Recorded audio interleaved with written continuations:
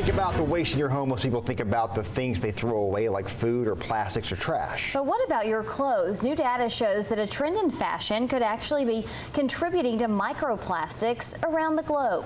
Thanks for staying with us. I'm Latricia Thomas. And I'm Josh. Now, to be clear, throwing out an old pair of socks is not part of the problem. Rather, as News Channel 9's Alex Guyevich tells us, it's something called fast fashion. Alex.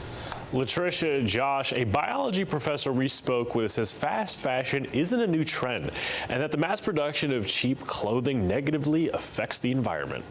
It's really nothing new about the fabrics they're using. It's maybe more the ratios. Last year, the state of Tennessee reported more than 300,000 tons of textile waste. According to Uniform Market, synthetic textiles used in clothing account for 35% of microplastics found in the ocean. One professor we spoke with says fast fashion is a major contributor to both the growing waste problem and microplastic pollution. When you build things quicker, you don't get as much care put into the development. Dr. Sean Richards is an environmental toxicology professor at UTC.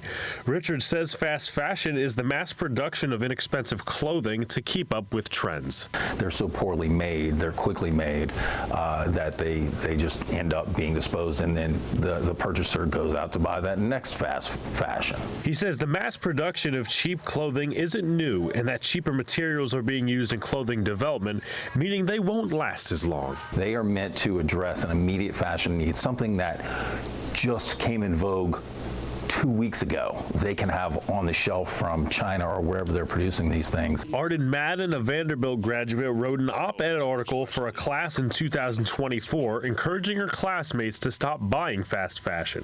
Madden says she bought it herself when she was younger, but when she learned about its impacts on the environment, she changed the way she shops. But I think overall, without awareness, I never would have found out about it, and it's just really important for people to continue talking about it.